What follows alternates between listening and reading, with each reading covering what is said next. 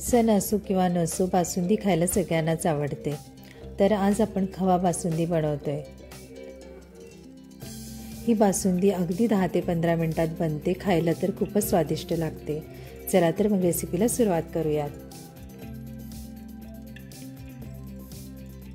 खवा बासुंदी बनवण्यासाठी इथे मी 1/2 किलो खवा घेतलाय. याला आपल्याला मंद आचेवर मेल्ट होईपर्यंत परतून घ्यायचं आहे. आज मोठी करायची नाहीये, तर मंद आचेवर याला आपल्याला परतून घ्यायचं आहे. तर इथे खवा छान वितळला गेलाय. आता याला बाजूला काढून ठेवूयात.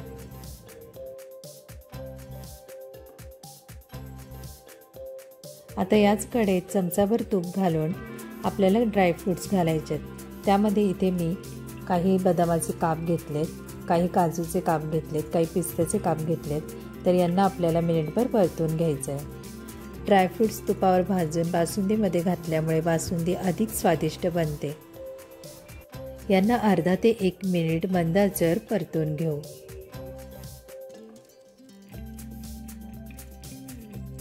ड्रायफ्रूट्स चांगले परतून झाले, त्यांना बाजूला काढून घेऊ. आता कढईमध्ये 1 लिटर फुल फॅट क्रीम मिल्क म्हणजेच 1 लिटर म्हशीचं दूध उकळायला. तर इथे दुधाला छान उकळी आली आहे. आता 2 ते 3 मिनिटे सतत ढवळत मध्यम आचेवर दूध उकळून घेऊयात. आता यामध्ये आपण जो खवा भाजून घेतलाय तो घालूयात.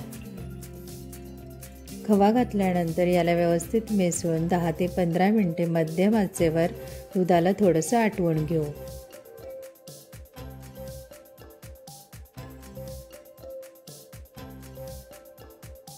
तर इथे 10 ते 15 मिनिटे दुधाला आपण थोडंसं आटवून घेतलंय. आता यामध्ये साखर घालूयात. इथे मी केसरी गोल्डन शुगर वापरतीये.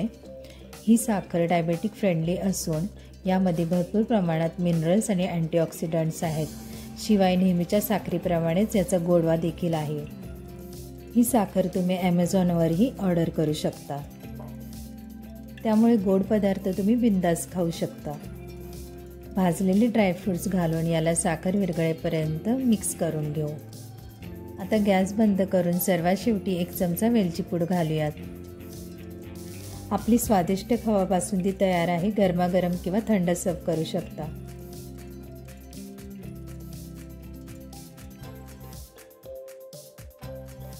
बासुंदी थंड झाल्यानंतर तुम्ही इथे पाहू शकता बासुंदी छान दाटसर बनली आहे.